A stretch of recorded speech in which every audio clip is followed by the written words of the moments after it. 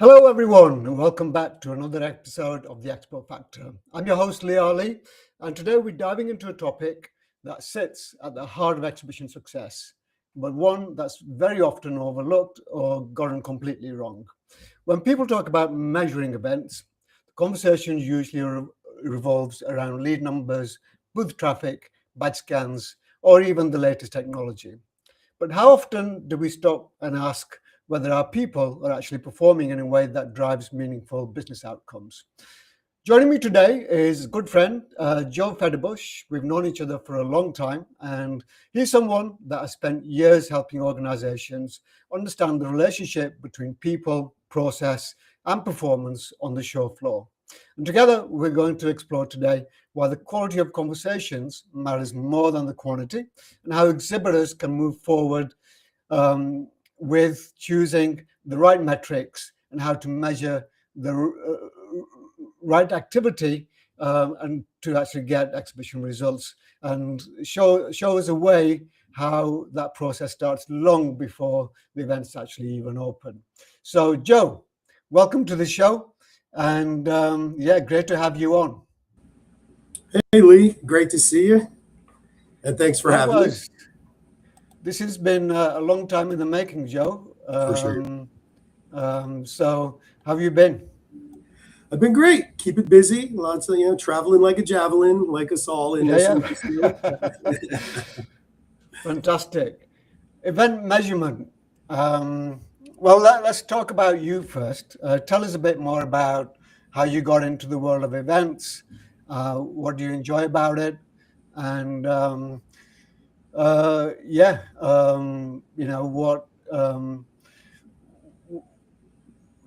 how do you actually fit into the whole ecosystem of the world of events? Sure, yeah. So I got into the event industry accidentally, like most of us. Mine just happened to be like 30, right? Like 30 years ago, though. For 25 years, I worked for people who have been in the industry a while. A company, the premier event measurement company back in the day was Exhibit Surveys. Yeah. And they don't exist anymore. They were acquired by Freeman. But literally back in like the early 90s, I lived next door to Exhibit Surveys and just needed a summer job, and went over next door. Hey, you guys looking for any help? I was in high school, So, from there, it just kind of like step by step got into like not just, working in the mailroom where I started, but then going to shows and getting involved in measurement because that's what Exhibit Surveys did. And then, so I've done every aspect of event measurement, from like stuffing the surveys into envelopes before the internet, all the way now to, for 10 years, starting up, owning and running Avolio Marketing, which does event measurement. Yeah, fantastic. And tell me the story behind your T-shirt. That's quite interesting. So that wasn't very data-driven of you. As a measurement guy, event intelligence, all that good stuff.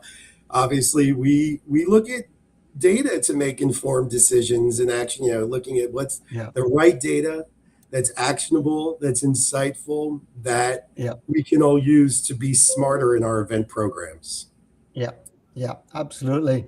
So let's talk about event intelligence, because you're the expert in that.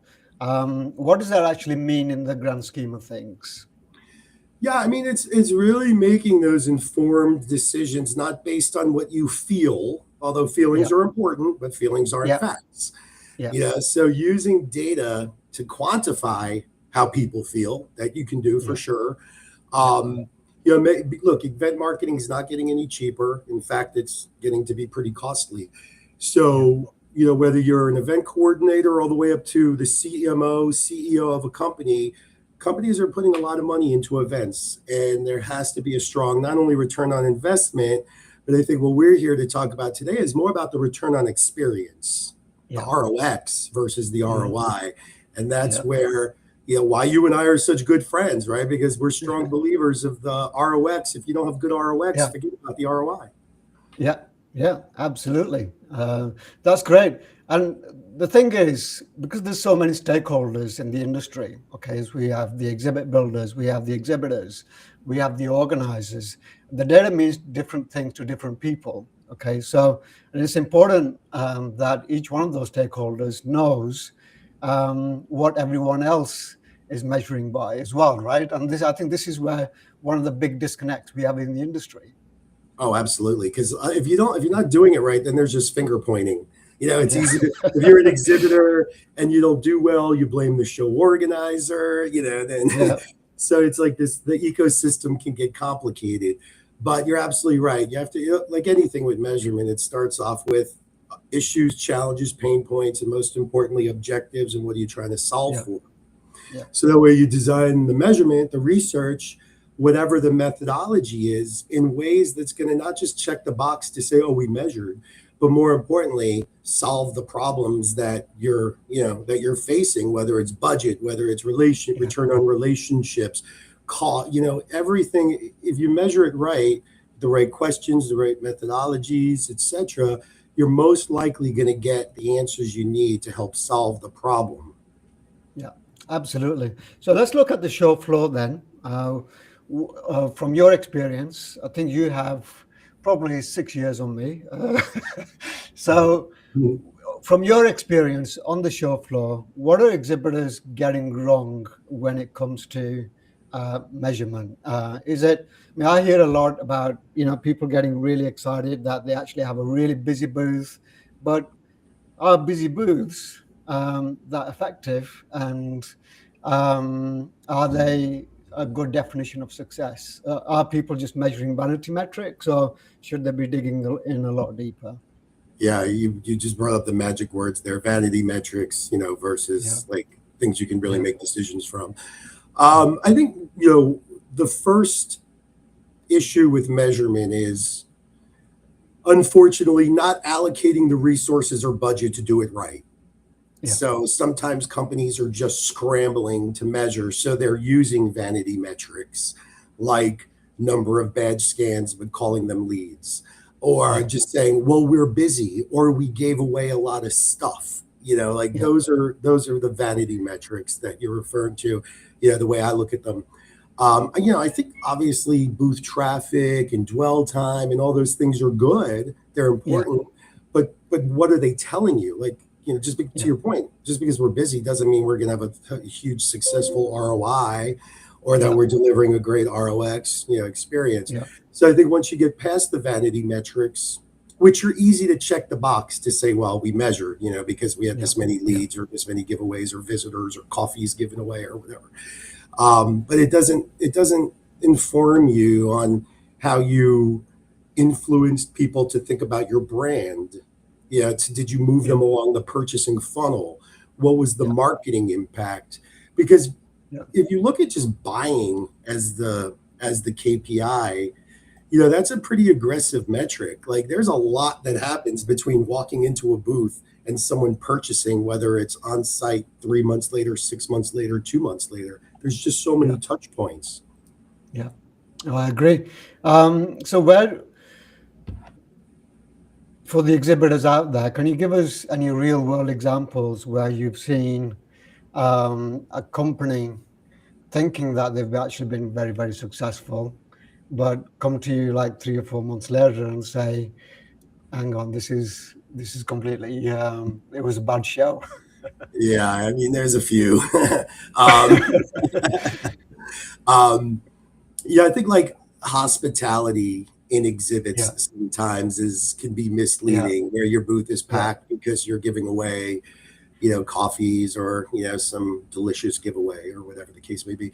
yeah, Now, those are good for attractors. I'm not saying they're not yeah, good, because they're absolutely good. And in certain industries like healthcare versus others, that's just kind of become a status quo sort of thing. A lot of exhibits have hospitality. That's good. yeah, Um, but just because or if you have like a really cool activation or a magician or something going on in your booth, yeah, that's yeah, going to crowds appear.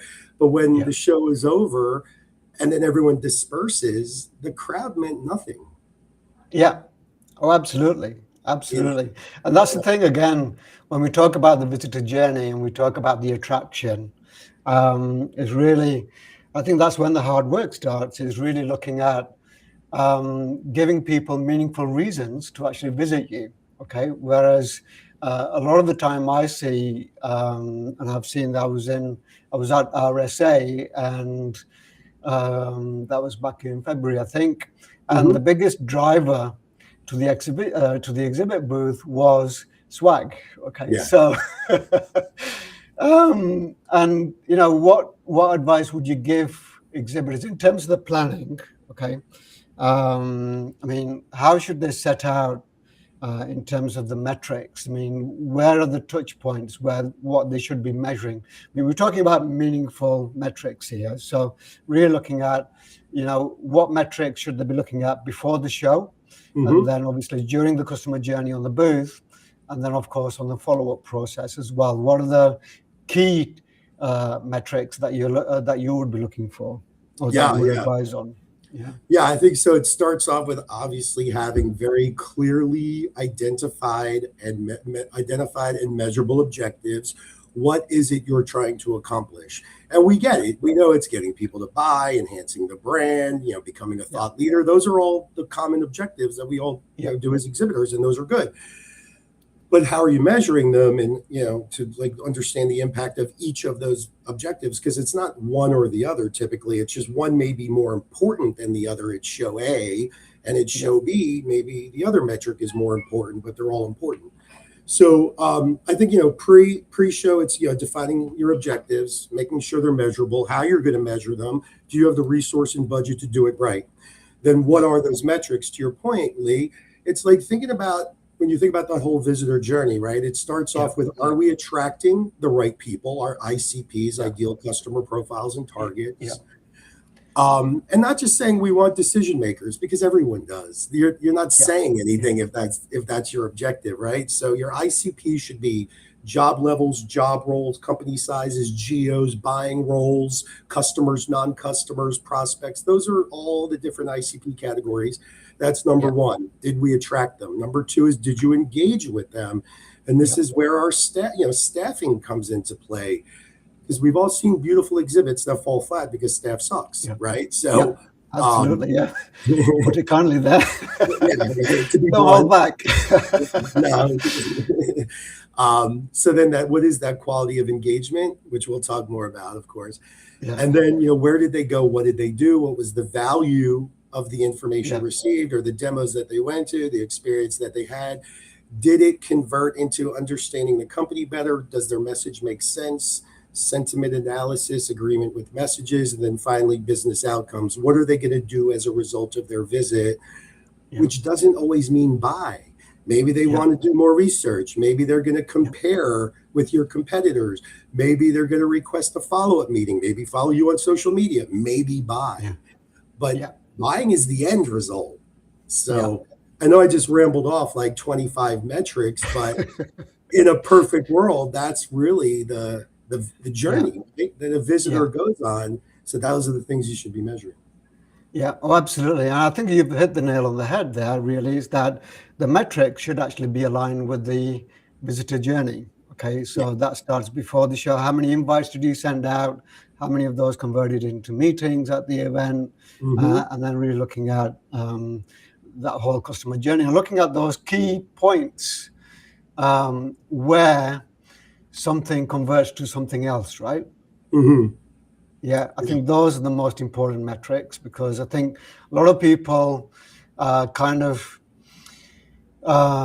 scan over, if you like, where the clues lie as to how to actually improve or make successful your show. Because if, for example, I've got a brilliant team of engagers, and they're engaging the attendees, they're qualifying them, and they're bringing them in to the booth, handing them off to the sales reps. But the sales reps, they're not booking the meetings. Right. Or it's not going into the next step. So what does that tell us? It tells us that the story from the booth reps, there's something going on. Either they're not listening, either they're not asking the right questions. So, I mean, that's just a real world example Absolutely. of where conversions really give you clues, right? Absolutely. And you know, it's funny that you bring that up because it's so common, unfortunately. Yeah. You know, if the exhibitor even has brand ambassadors or greeters, hopefully, you know, to Yeah. do Yeah. the handoff, that's a Yeah. great step in the right direction. But to your point is whatever the process is, it's about accountability. Yeah. And you know, whether you have greeters or you know you're just relying on the BDRs or your salespeople or whoever is staffing the booth, yeah, I think the big issue is that they don't know what they don't know. Yeah. And you know, what we find so often is when, like, let's just say, for example, we're doing an exit survey or doing observations, mystery shopping, whatever it is. The point is, it's being looked at and it's being measured. So when halfway through day one, you can say, hey guys, you know, we really need you to stop talking to each other. Don't have your back to the aisle. Stop sitting on your Yeah. butt. You know, pay Yeah. attention, whatever it is, you know, that fix it before it's too late. Yeah. Then when of course when you have data behind it to say, hey, only like 60% of your visitors were greeted, that's a train wreck. Yeah. Yeah. Why are we here to begin with, right? So Yeah. yeah, but then there's also like, okay, well, people could be greeted and they could be handed off, and to your point, Lee, then it could fall flat from there. So it's Yeah. like, you know, was the staff trained, keyword trained, not Yeah. assumed that they know, but were Yeah. they trained to qualify, not just Yeah. engage, but to Yeah. qualify? And what Yeah. does qualification mean? Yeah. Um, all too often, we have see reps just go right into demo mode, and they didn't even Yeah. ask the person what they do or why they're here or what are their challenges, or maybe they're talking to a competitor whose badge is turned around. You know, Yeah, like absolutely. Yeah, yeah, and that always happens. Okay, I mean, I walk the show floor like you quite a lot, and it's evident when you walk up that people aren't trained, and they see somebody who's interested, and they reel off a 10-minute pitch, and then you go, mhm, "Well, thank you for that, but it's not something that I'm interested in." That's 10 minutes that you can't get back. Okay, so right. great. So, I mean, what does a great trade show lead look like for you? I know I've got my definitions, but so let's ask the industry expert. What kind of clues should the exhibitor be looking for to define a really good quality exhibition lead? Yeah, I mean, first of all, you know, did they meet that ICP, that ideal customer profile, based on Mm-hmm. something as basic as just like what industry are they in or what's their job role, like which is Yeah, on your yeah, badge most of the yeah, time. Like so, like yeah, start with the obvious. Um, but I think it's the qualification questions of what brings you here, not yes no yeah, questions, but yeah, those open ended questions that are like the way normal people have conversations. But all of a sudden, we get in the booth and we start acting weird, like you know, not the booth. You just have normal conversations with people. So it's you know under like you look, exhibitors have their objectives. Their staff is hopefully informed on what those objectives are, if not fully yeah, trained. yeah, But yeah, just have those qualification questions, you know, basic ones like what brings you here? What do yeah, you know about our company? Are you a customer? Have you been a yeah, customer? You know, yeah, what issues are you trying to solve for before even getting into a demo? Because it's like you didn't earn it yet to even give yeah. that person a Absolutely. Yeah, yeah, yeah. yeah, So, yeah, yeah, so then, and I get it. Lead qualification systems can sometimes be tough, and the reps don't want to ask all the questions and then fill it in. yeah, So don't make the lead process so complicated. yeah. Yeah. Oh, absolutely, absolutely. I mean, it's like it's the basic skills, okay? I mean, obviously asking questions, listening, okay, and then obviously deciding whether they're worth taking to a demo or not, okay? And very often, I think a lot of booth reps are under pressure to talk to as many as people and to get these demos done. I think that again is a vanity metric that a lot of C-suite actually drive, that we've got to get X amount of demos. Okay, Correct. so the focus is on let's get these X amount of demos, but it's you can't really put the quality into that. Okay, so what about saying something like, let's get X amount of demos for this ICP, yeah? Okay, so Right. maybe bolting on 2 or 3 metrics together so Mhm. that you can actually get those conversion rates and actually, because the conversion rates will actually tell a story, won't it? Oh, absolutely. I mean, I think like we see it a lot and it's, being adopted more and more, but a lead is kind of like it's just a dumb term at this point, right? Like it's Yeah, about yeah. your and you said the keyword quality. It's MQLs, the marketing qualified leads Yeah, for yeah, nurturing campaigns yeah, versus the SQLs, the sales qualified leads yeah, for the sales follow-up nurturing. And then, as you mentioned before, meetings, taking it to the yeah, next level where maybe it's worth a meeting on site because there's such a hot prospect, yeah, or even an existing customer that maybe is on the fence about continuing to work with you and your competitors yeah, right down the aisle and giving them more yeah, love. yeah, So, the MQL SQL thing is really what's critical. And if you yeah, can't define how many badge scans fall into one of those two categories, that's where yeah. a lot of companies are failing, unfortunately. Oh, absolutely. Yeah. I think you bring up another great point that not everyone is going to be a lead, Right. but they could also be very helpful. Okay. They could be an influencer. Okay. That knows a lot of people who are in your ICP. Okay.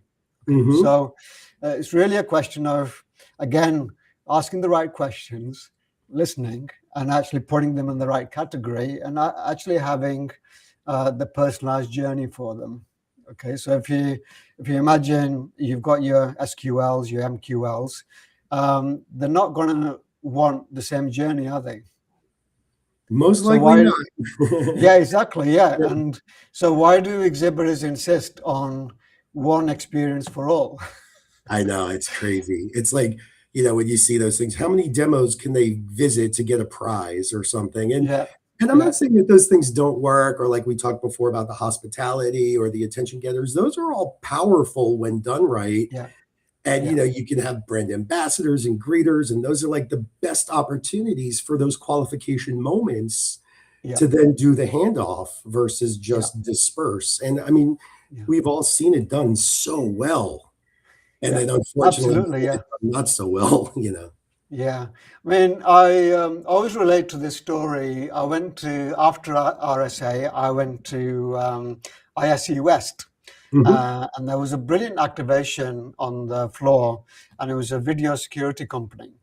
And they actually, the booth, they'd actually themed the Louvre in France, Nice. the art gallery, and they used a real world situation, which was the robbery in the Louvre. Mhm. And the question, well, the journey was all about learn what this company would have done at the Louvre or how it could have been prevented. Yeah. And then they had a journey. You had to, they scanned your badge. There was a massive queue. And at the front of the booth, they had a big table with all the swag, and they had like a giveaway. You had to spin a wheel, and there was like loads of prizes like a Stanley Cup, speakers, AirPods, you name it. And it was full. The booth was actually completely full. The queue was like 2 aisles long.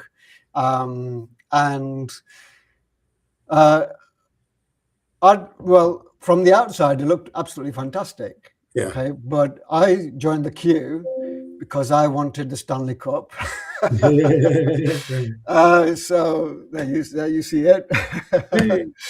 um, and obviously, I went through the journey, but there was no qualification process. Okay, everybody got through.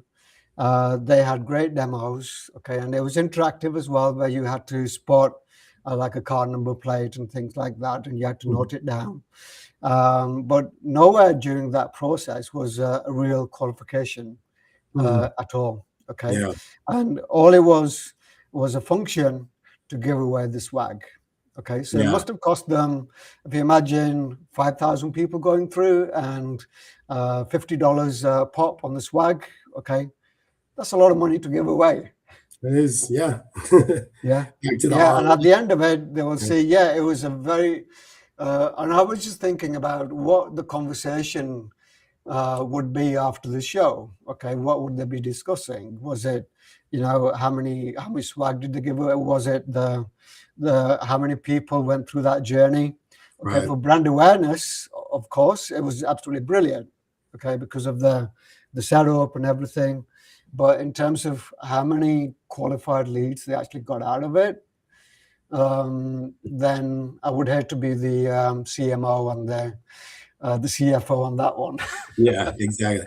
Well, and you bring up a good point, right? Like you would Yeah, hope that at least the brand side of it worked, but yeah, we've seen plenty of activations and measured them to find out, yeah, they remembered the experience, but they didn't remember whose experience it was in some yeah, cases where it's so yeah, cool. And, yeah, obviously ISC being a security show, yeah, they were yeah, really on point with their theme, it sounds like, yeah, yeah, but they yeah, kind of like dropped the ball after that. yeah. Oh, absolutely. So I think the industry also suffers from like a mentality, okay, kind of thing, where they see what other exhibitors are doing and they try to copy the ideas. So can we do as an industry to get exhibitors away from this mentality of like badge scans and giveaways and things like that? Because I don't feel, well, I do feel that, and I'm going to be controversial here, Yeah. that somehow exhibits have actually been hijacked by the tech companies, okay, with all this fantastic software that we have, and also the promotional giveaway companies, okay, because somewhere along the line, exhibitions started off, over 100 years ago or whatever it was, and we all know that, where the elevator pitch came from and everything else. It was all about people meeting people and having those, meaningful conversations. But I do feel, especially just after the pandemic, that we've become a lot more transactional. Do you think the same?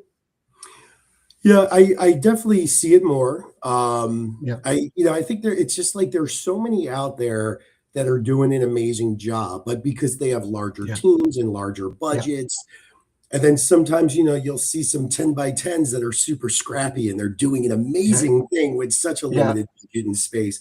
So I think those who are like the thought leaders that are really creating these amazing experiences, sometimes they're like, oh, that's mine. I don't want anyone else to do it, but you're yeah, publicly doing it in a trade show. yeah, So yeah. like, Of course, yeah, yeah, um, where I think that they need to be like the voice for yeah, others that, need help, whether they know it, admit it or not.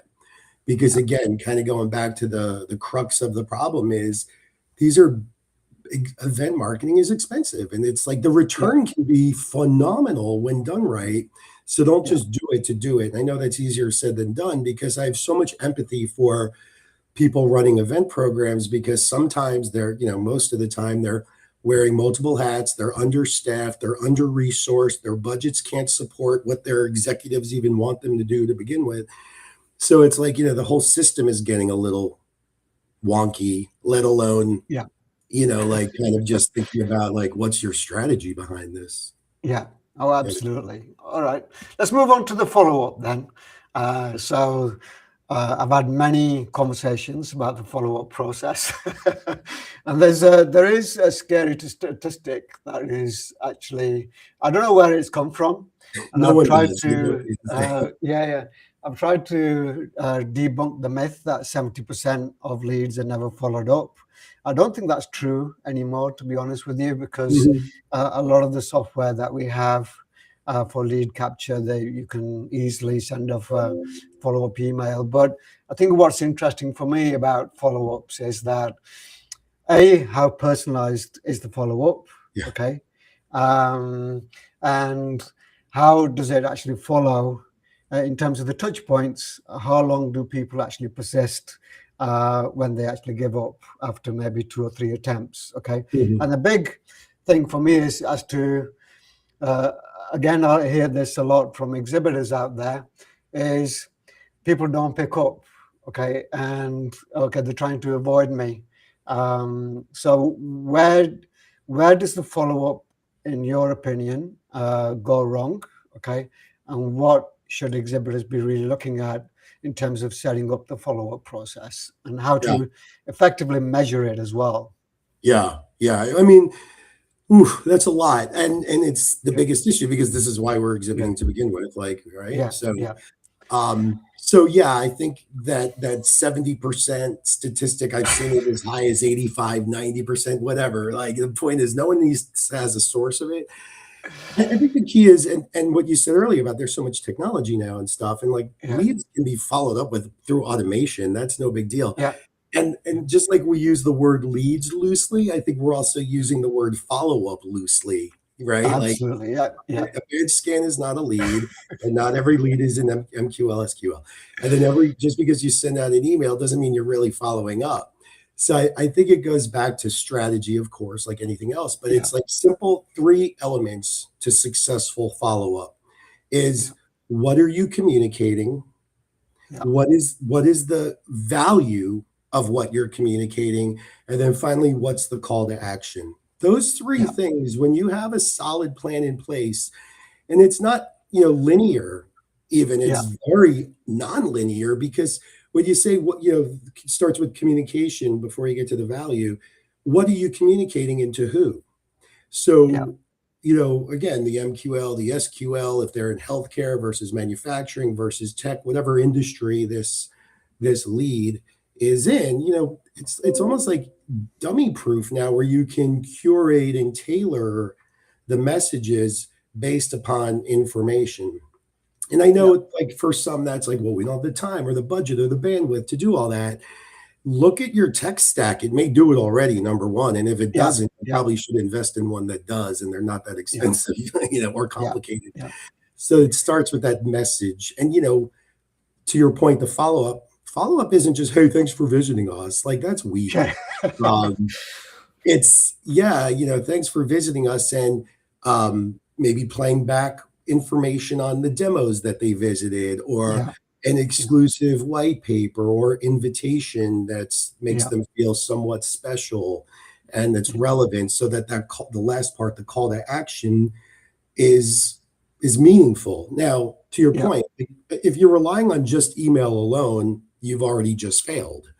Like it's because you think 23-year-olds are really relying on email to learn about you. No, they're probably on a social media platform.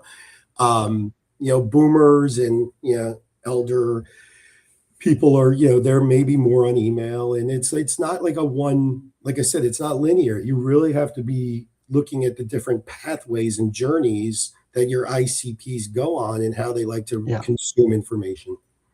Yeah.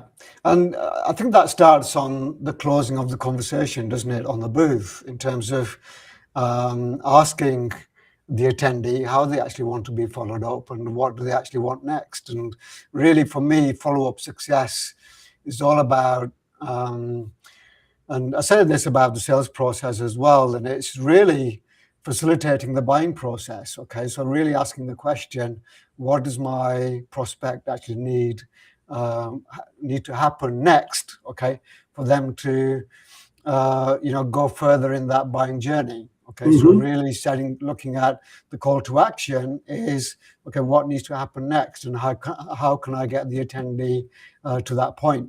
Really, do you agree? Oh, 100%. And the beauty of it is now is through technology and algorithms is like it doesn't have to be a direct question. It doesn't have to be, what do you want next? Because people are like, I don't know, like, leave me alone. Like, what do you want next? Like, I don't know. But it could be, it's the buying signals. It's the clicking. It's the where, Absolutely, having a good CRM or marketing automation system or, connected to each other, hopefully, obviously, AI, being able to, create personas and look at predictive analytics. And, that's the buying signals that you're hoping for. But again, it goes back to, are you at the right place at the right time with the right message that's valuable with a call to action? It's not just clicking an email. And it's complicated. It's not easy, but it's also not that hard. Absolutely. Let's touch upon performance then. Okay, we really want to talk about what are the big influences that drive performance. Okay, obviously we've had a look at the strategy, we've had a look at the engagement process, but let's really have a look at booth teams, because again, there's a statistic out there that I think it's 89% of your success. This I do have this verified. It's come from CEIR. That 89% of your success is down to how your booth team perform.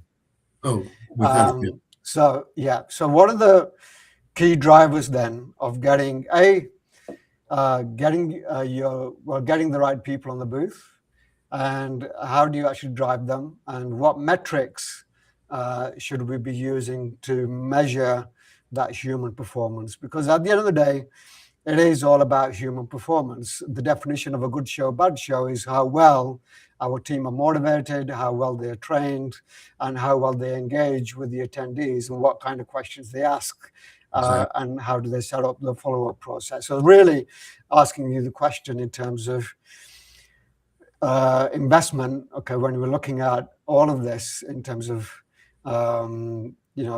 setting yourself up for success, how much of that budget should be going on training your booth teams and actually selecting the right people? Yeah. I think, starting with the selecting the right people, because, sometimes we just default to, we have to send our salespeople to work the booth, which is fine, but I think, like, if for a salesperson, I mentioned before, empathy, when you're certain salespeople, they're used to, like, they're the ones in control of who they're contacting. In a booth, it's like flipped over. Like, they don't control who they're contacting. So it's like a completely different experience for that salesperson. It's literally a 180. So that's, to your point, training. So, and it's also understanding the audience. If the audience is highly technical, make sure you have technical people working the booth. If the audience is like most audiences obviously are a mix of like strategic, director level and above, technical, tactical. Again, those are two very different conversations. You think if a CMO walks into your exhibit, they want to hear about the features of your product? No, they want to know how it's going to help their business, right? So yeah, absolutely, yeah. So it's making sure you're staffed accordingly, but most importantly, knowing the audience profile to begin with. So then you can start selecting the right staff to work your booth. And I think the thing is, it should be not a punishment. So many times, when they feel like they're being punished, like all day, then they get in their head that this is like it becomes a self-fulfilling prophecy that I don't want to be here and I don't want to talk to you and I hate this place. So it's that staff training. Then the training comes in obviously after the right selection and budget training. We see these pre-show meetings that are like 10 minutes before the show opens. And they're like, all right, here's the booth tour, demo here, demo here, demo here. And then everyone's supposed to remember everything. Like, no, that's setting yourselves up to fail. So to your question too about like budget allocation for like staff training, it's just make sure whatever the budget is make sure it's reasonable. It's not, don't do it. It's, where do you need the training? I think most people know, some booth etiquette stuff. You don't need to pay a trainer for that. I think it's more about the engagement, the messaging, the qualification. That's where the training comes in. Absolutely. Yeah. And, unless you have someone internally who's really good at that, you probably should put some money aside to do it right. Yeah. Oh, absolutely. Okay, great. And then one of the other big things right now is too much data overwhelming.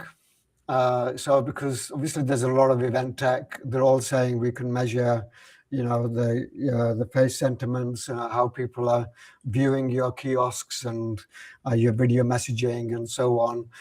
Are we as an industry getting overwhelmed with way too much data, and it's really distracting exhibitors from the real stuff? Yeah, I mean, I think you're absolutely right. From before COVID, we were in like a data desert, right? There was just so little data where badge scan counts, calling them leads, was like, oh, that's a KPI, that's valid. We're past that today. Not to sound like a broken record, but again, it goes back to your objectives and what are your reasons for exhibiting? How do you define success? What are your KPIs? What are your targets for those KPIs? And that's typically a very strategic conversation with senior stakeholders within your organizations. Those questions need to be asked. And I think Yeah. the problem is they're not necessarily being asked, or they're not being asked for. Yeah. So the event team isn't asking the stakeholders, and the stakeholders isn't asking the events team. And then when it gets to the tipping point of like, what the hell are we doing and why? That's when now it's too late at that point. So you're in damage control mode. So be proactive, understanding how success is defined, then looking at what's the tech that's going to help me get that data. And I think most importantly, Lee, to your point, is we're kind of drowning in data right now. And there's beautiful dashboards and there's so much information, but there's lack of data storytelling. Yeah. What does it mean? How do I use it? And what am I going to do better and differently as a result of this data versus it being my opinion? Yeah. That's the challenge right now. I mean, it's Yeah. so awesome that we have so much data, because that wasn't very data driven of you, right? but like, but yeah, what does it mean? How do I use it? How do I plan more effectively? That's like the tough part, because you've got Yeah. siloed data. Now, Yeah. will say thank you, AI. Um, Especially like I love Perplexity for data analysis versus Yeah. like Claude or ChatGPT.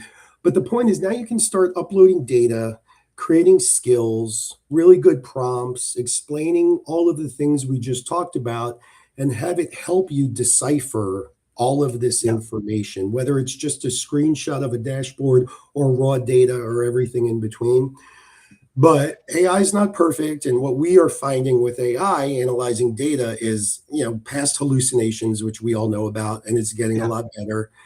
Yeah. It's the causality of data interpretation. What we see quite a bit is whether it's poor prompting, bad skill building, or literally AI misinterpreting data, or a combination of all three of those, which is most realistic, Yeah.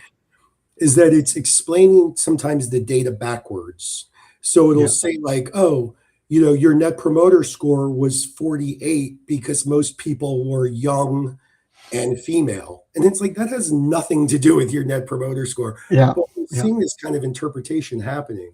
So don't always just believe what AI is spitting out. Question it, challenge it, understand it, dissect it. And at Evolio, our mantra is AI is your assistant. It is not the authority. Yeah. As a data analyst company, I mean, we Yeah. love AI. It's so amazing, but it's not always right. Yeah. Oh, absolutely. As always, you always get out what you put in, right? So asking the right prompts, and I mean, it's amazing what you can actually do with it. But what is the best example you've seen of a measurement insight that has completely changed an exhibitor strategy? Has there been anything that's been really eye-catching for you, that's kind of transformed how an exhibitor really approaches their next exhibition? Yeah, absolutely. So one of the best ones, and this is ongoing right now with a few of our clients' programs, is and coincidentally, it goes to staffing. Okay. So traditionally, the benchmarks out there have always been like, rate, did you interact or engage with staff? And it's like, Yeah. 80% yes, doesn't. Yeah. And then it's like, how helpful or knowledgeable was the staff? And it's usually pretty good scores. Um, and that's been my problem, is like, why are these Yeah. scores always so good when I'm literally watching nonsense happening right Yeah. in front of my face, but the Yeah. results are saying that it's good. So it's Right. misleading. So Yeah. we've challenged our own data as well as Yeah. others to Yeah. say, okay, we need to get deeper into this. We need more meat behind these metrics. So we started, like, we created these new benchmarks around what was the engagement. Were you greeted? Right. Were you Yeah. qualified? Were you Yeah. asked about your issues and challenges? Were you offered a handoff based on what you Yeah. said to maybe another demo? What Yeah. we found is, what we're finding, and we're literally back to your question, is like, how is this changing things? We're literally using this data every morning of a show based on the previous day's, like, say, exit Yeah. survey results, to get the staff to understand the importance of not just saying, hey, how you doing? Let me show you a Yeah. demo, Yeah. to, hey, how are you doing? Oh, what do you do? Yeah. What brings you here? What are Yeah. some of your challenges? What do you, what do you know about us? What are you Yeah. looking for? Yeah. So when that level of engagement happens, which typically goes from 70% interaction to about Yeah. 40% qualification, Yeah. that's a huge dip. Yeah. Yeah. So now we're working with staff to bring up those qualification numbers. And we get it. It's not always one to one. Sometimes you just can't have those Yeah. in-depth Oh, conversations. absolutely. Yeah. Yeah. But then work the crowd, work the room, work your demo, if it's one Yeah. to several versus a Yeah. one to many. And we're seeing performance, which then converts to MQLs and SQLs, especially SQLs. We're seeing Yeah. not the quantity, but the quality of these leads Yeah. improving drastically, Yeah. Yeah. significantly. I But can imagine. Yeah. but the coolest part about it is the staff gets all excited to have these numbers Yeah. because they know then that they can start to it becomes almost competitive. We're like, all right, we're at 45% now for deep engagement. Let's Yeah. get it to 50. And we've only Yeah. got a day and a half left to do it. Oh, Yeah. and then the last day sucks. It's dead. It's slow. It's this. It's that. So Yeah. don't lose your Yeah. mojo and your momentum. If anything, Yeah. really be. Yeah. And so we're literally seeing this now that they have this depth of information about the visitor experience. Yeah, I'm glad you validated that because, like I said at the beginning of the show, was it's really all about the conversion metrics, right? Because the conversion metrics are telling you a story of what's actually happening. Okay, whereas if you just take how many badge scans or how many demos, that really doesn't tell a story. And if you're looking at improving your next event, okay, it's like the sports methodology of bite-sized improvements, right? So if you can improve the conversion from hello to a qualified demo, then that's going to have immeasurable benefits down the line because Yeah. you're going to have better quality leads and so on. So really, just to finish off then, I know we could always talk about, this kind of stuff for years and years. Yes. But if you were given control of an exhibitor's next event, okay, but could only change one thing, what would you change to improve their results? Not to continue down that staffing route, but it would definitely be staffing. I mean, very few of us loved virtual exhibits and virtual events, right? Of So course, yeah. yeah. I mean, I know, and it's like getting to be old news, but the point is here we are today, and with costs rising and just everything, and it's so easy to look at your phone and look at your watch and be distracted. I think it's really about accountability. And the problem is, if I could change one thing, it's changing the mindset that when people work in your booth, now the exhibit manager or whatever their title is, they're your boss. Yeah. Now, when you're on that carpet, they're your boss. And the Yeah. problem is the mindset is, well, you're not my boss. I'm just stuck working in the booth. Yeah. So that's the one thing that must change. Absolutely, yeah. I totally agree. I think there's way too many stakeholders. And again, one of the things that we do in our strategy sessions is we bring all the departments together, sales, marketing, operations, and the C-suite. And really, we sit down around the table. And I think that needs to happen a lot more, okay? And every department needs to, get on the same path as the event management team, right? Yeah, and from the top down. I mean, it's got to be From the top down. Yeah. It's got to be pulling together as a team. And again, it goes down to the sports analogies, and I love using them, but it makes sense. Absolutely. One bad egg in a team of 11, okay, then it destroys the whole team, right? Absolutely. Yeah. Brilliant. Look at the Yankees Joe, right now. You're two really important players not playing. But anyway. Fantastic. All right. Where can our listeners and viewers find you? Go to evoliomarketing.com. You can email me anytime at joef@evoliomarketing.com, Or if you don't feel like typing all that, you could do joef@evolio.co.co. All right. Okay. But yeah, Lee, thanks for having me. Okay, it was a pleasure. Thank you so much for your time. And I know I'll be seeing you on a show floor very soon, and maybe we'll be doing a few presentations together very soon as well. So that'd be great.